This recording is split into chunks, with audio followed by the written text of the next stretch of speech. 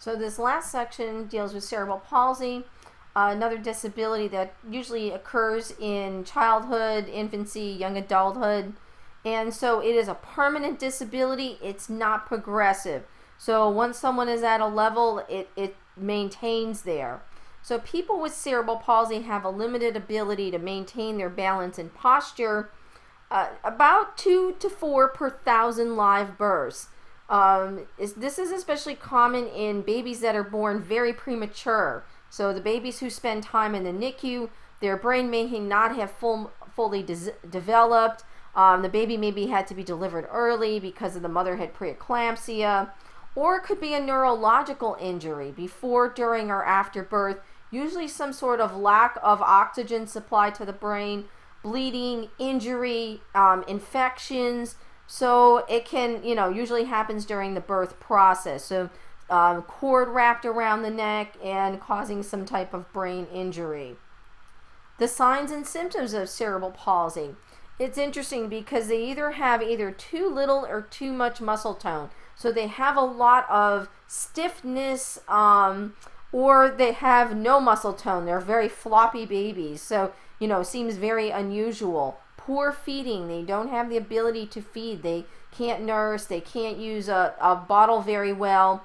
They're very developmentally delayed in their milestones, such as, turning over, sitting up, crawling. And, you can't assume they may or may not have intellectual disabilities. Many people with cerebral palsy have a mind that works fine. It's just their body does not work fine. So they're trapped in this body that doesn't work. And they tend to have exaggerated reflexes and lots of spasticity in their muscles. CP, interestingly, there's not a lot of exercise training studies in CP. Very limited data, but there's no reason why people with CP can't participate in exercise programs. They do tend to have a higher heart rate, blood pressure, and lactate compared to able-bodied. They'll have a little bit lower VO2 max. They're not going to be as mechanically efficient due to spasticity, and that's going to vary depending on their level of cerebral palsy. Back when I was at Virginia Tech, I had an undergrad who had cerebral palsy, and she played sports, she ran, she did everything. She just wasn't quite as fast as everybody else, but she was able to do whatever types of exercise everyone else did. And and she was even able to get accepted to Old Dominion Physical Therapy School. So she has CP, and she went on to become a therapist. But she had very good balance and coordination.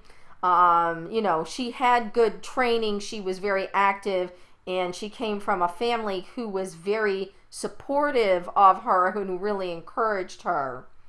You really need to use individual abilities and goals.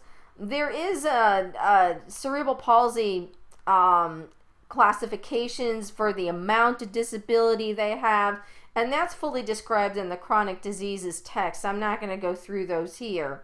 They do tend to get more spasticity as they get tired. They may also be on anti-seizure medications such as phenobarbital, and that tends to make people tired, and it can affect the central nervous system, and it can depress their heart rate. Muscles they take to reduce spasticity decrease the muscle tone, but it's going to make them more drowsy and lethargic during exercise. Aerobic, cycle ergometer, Schwinn's, the new step, just like with other conditions, you may need supports and straps and gloves to be able to assist them.